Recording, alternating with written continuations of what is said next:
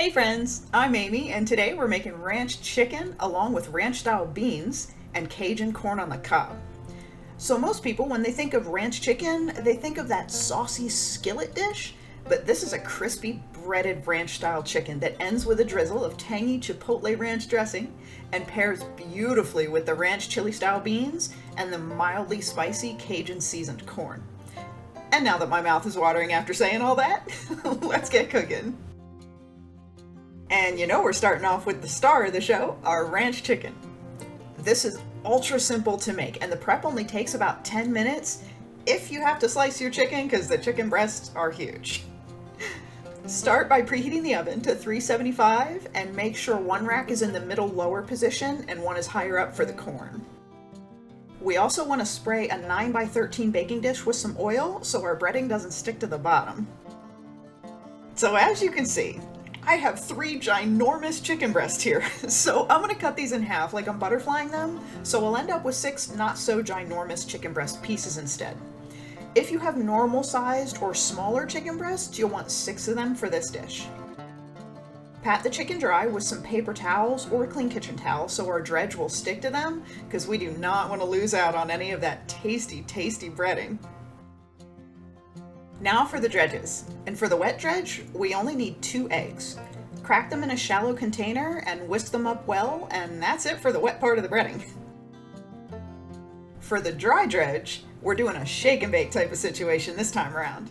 In a gallon-sized bag, add 1.5 cups of panko breadcrumbs, 2 to 2.5 tablespoons of ranch dressing mix, salt to taste, and I dropped in 2 good-sized pinches of a coarse salt, and then black pepper, also to taste.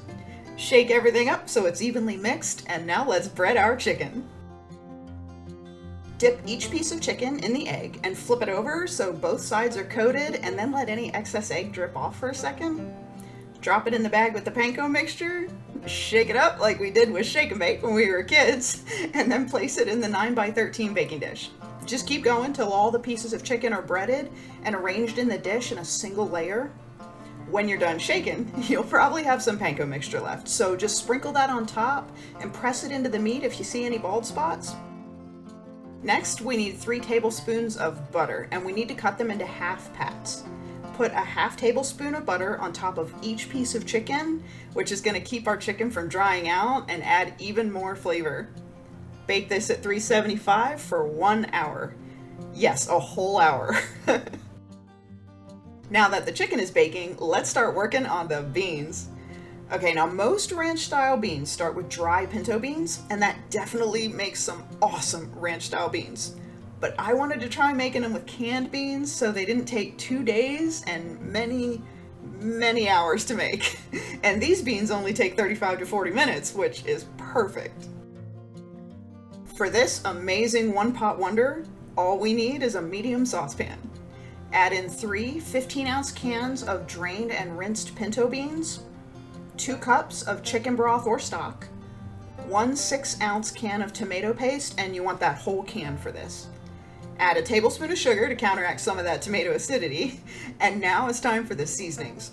We want at least 1 tablespoon of chili powder, 1.5 teaspoons of garlic powder, 1 teaspoon of ground cumin, a half teaspoon of smoked paprika, and a pinch of red pepper flakes. Now, if you want traditional beans, also add in a cup of chopped onion, but I'm making beans with no onions, so I'm adding a bunch of onion powder instead of the chopped onion.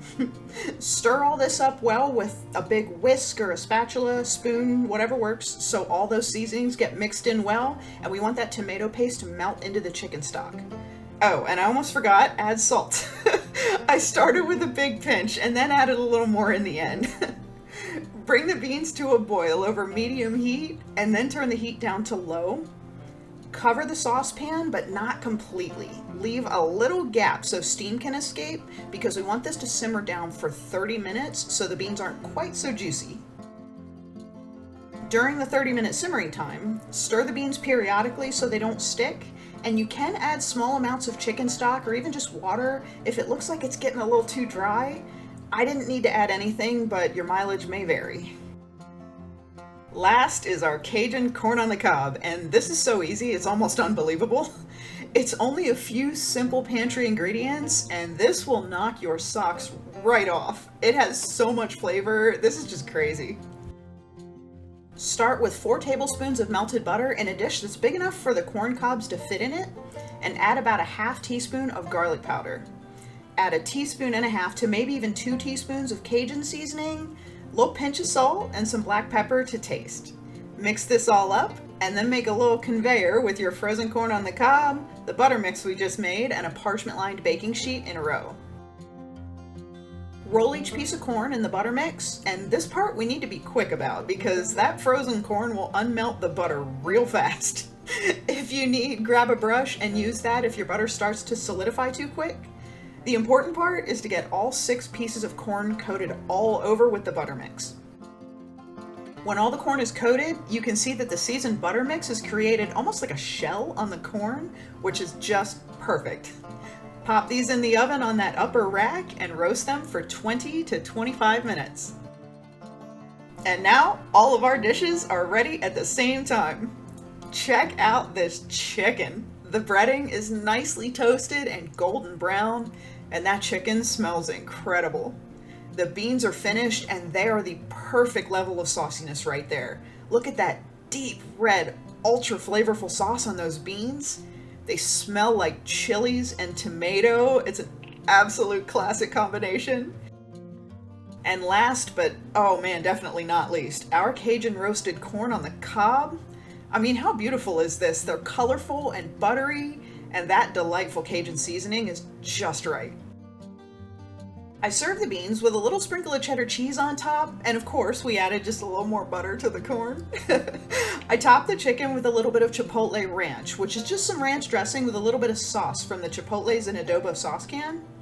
And I do have to say, that sauce is necessary, because while the chicken is delicious all by itself, the additional ranch and that little chipotle bite just elevates this dish to new heights.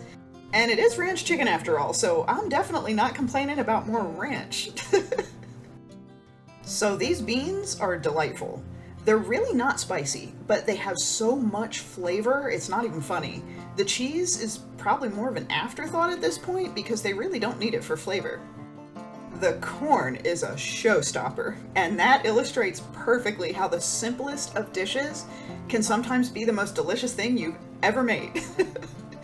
But all 3 of these go beautifully together. The flavors complement each other.